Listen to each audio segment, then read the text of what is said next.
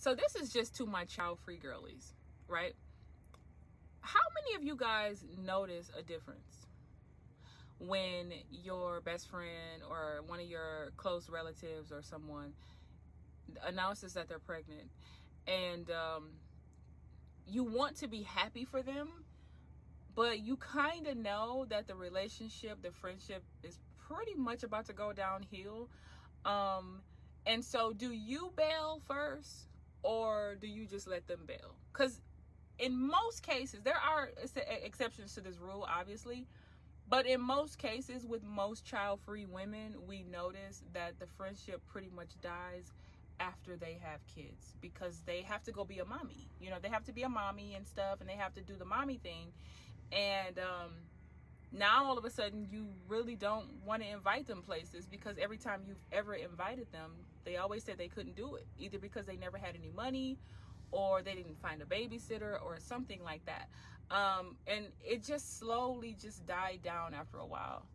And it happened to several of your friends over the years or whatever. And so you just kind of come to accept the fact that a lot of the times, not all the times, but most of the time, for most child-free women, you notice that it just starts to die down. The second part to this, they just started loading my truck just now. The second part to this is, do you back off? Do you dip? Or do you allow them to dip? Because deep down, you know that you are not the village. Now, I want you to think about that for a second, right? And when I say you're not the village, I mean, you ain't finna be babysitting. Like, you know that you got your own life. You got a job. You got the careers. You got hobbies. You got things you're doing every day. And you don't want to be close enough to the situation. To some degree, you miss them and you love them and you want the best for them.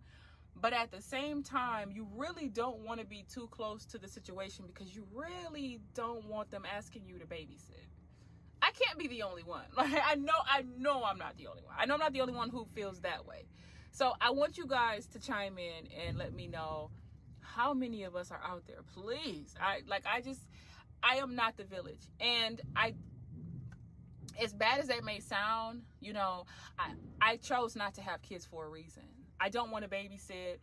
And to be honest, the biggest fear that I have with that is that something will happen to your kid and you will blame me for it, or I'll be sued for it, or, you know, I'll have criminal charges brought against me, even though I would know something wasn't my fault.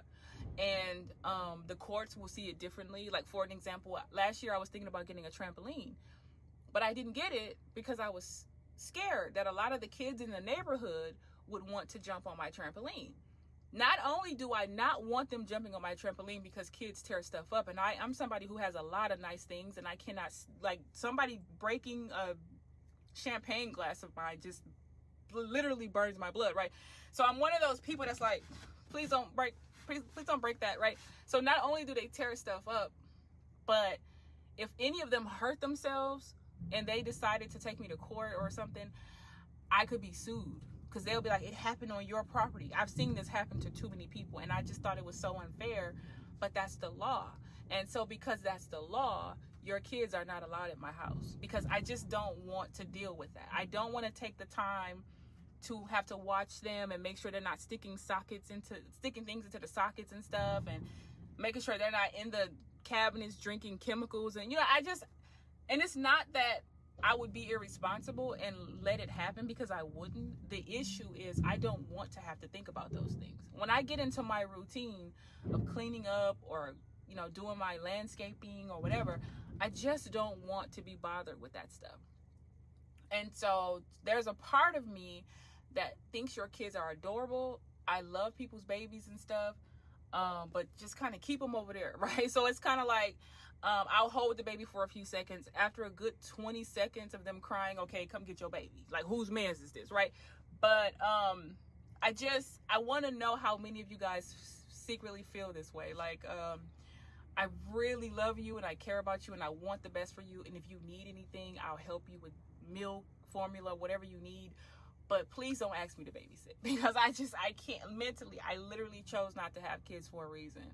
I don't want the responsibility. I don't want to be sued. I don't want anything held against me. You know, I'm one of those people. I'm at that age now where kids just standing outside in my grass, just, you know what I mean? And they think I'm very nice, and I am a very nice person. I'm nice to everybody, but deep down I'm like, get off my fucking grass, right? I'm at that age now. When I was a kid, I didn't understand why old people got mad that you were like picking their flowers and stuff. But listen, if you pick my hydrangeas, off with your head, okay? Not for real, but I'm just saying. But I want to know, leave you guys comments below, because I really want to know if I'm the only person that feels this way, if that makes any sense. Like, I love you, but I really don't want to participate that much. I don't want to get that close to the situation, because I don't want you asking me to babysit, because I love you, but I'm not the village. I'll talk to you guys later.